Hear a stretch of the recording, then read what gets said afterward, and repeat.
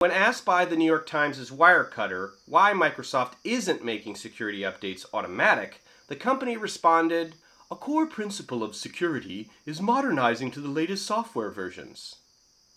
If you're confused by that, that's because their position makes no sense. I'm Nathan, and as a Right to Repair campaigner, it's generally my job to tell you how you can fix your stuff instead of having to replace it. But I'm raising the alarm on the end of Windows 10, slated for October 14th of 2025, because what Microsoft is doing here is shaping up to cause the single biggest event in forced upgrades ever.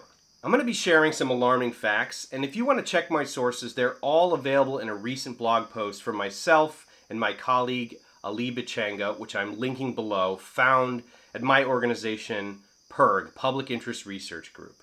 I know that Windows 10 is hardly the first piece of software to lose support, or the first Microsoft operating system to be declared obsolete by the company. But there are a number of reasons why the end of Windows 10 deserves special attention. Number one, Microsoft has decided that Windows 11 can only run on newer computers. When Windows 10 came out, it was backwards compatible with an impressive number of older devices. This is good.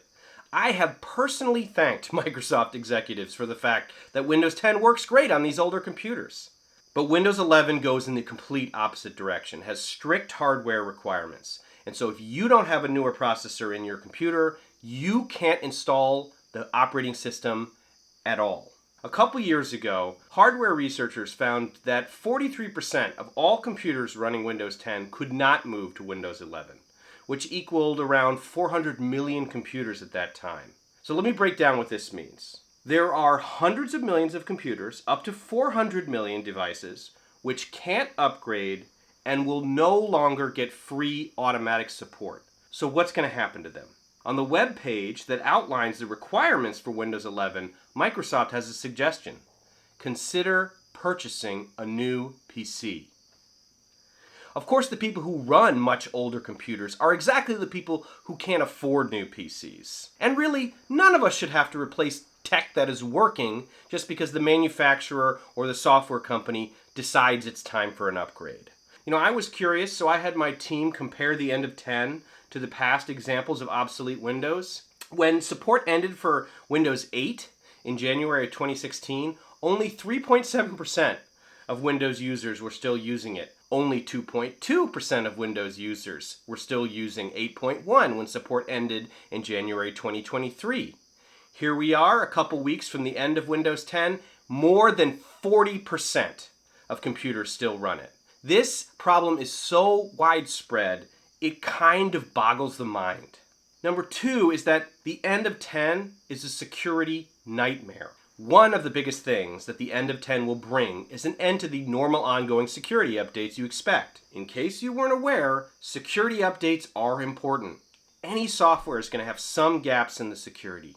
And when a bug or exploit in the system is discovered, software companies issue updates to plug the gaps. But when you get no more updates, those gaps end up as wide open doors.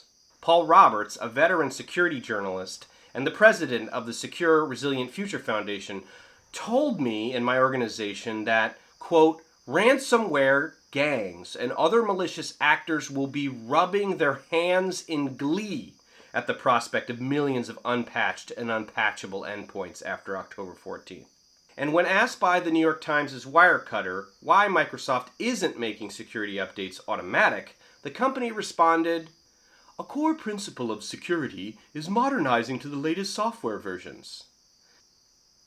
If you're confused by that, that's because their position makes no sense. Right, that's why we want you to let people update to the latest version. Number three, the end of 10 is an environmental disaster. The end of 10 means sending hundreds of millions of working devices to the dump. Simply put, there has never been more computers cut off from support in one fell swoop. My organization calculated that the end of 10 could result in 1.6 billion pounds of electronic waste. And waste isn't the only impact. Each computer contains a lot of critical minerals that require large amounts of energy to mine, and those extractive industries also leave lasting ecological damage in their wake. Again, these are computers that work fine. Modern computers do not need as much computing power to do the things that we do every day, because a lot of the heavy lifting is now being done on the cloud, and our computers are functioning more as terminals. Saying these computers are too old to be useful has never been more untrue than it is right now. In order to save people money and cut the waste and the squandering of all these rare critical minerals, we should be prioritizing long-lasting technology. This is what we're going to do about it. First, a computer that is running Windows 10 that can't upgrade isn't waste. You can pay to get security updates from Microsoft, though I really doubt many people will do that. Or you can install an alternative operating system like a Google Chromium installation or Linux so that it can keep going. And if you don't know how to do that, you can just go ask and get help at a local repair shop. And just because Microsoft is done with the computer doesn't mean the computer is out of options. So we're working to collect and install new operating systems on stranded computers all over the country this month. There's similar efforts all around the world. We'll be posting resources at pirg.org, pirg.org. But let's be clear. What Microsoft is doing is wrong, and they should just extend the free automatic support.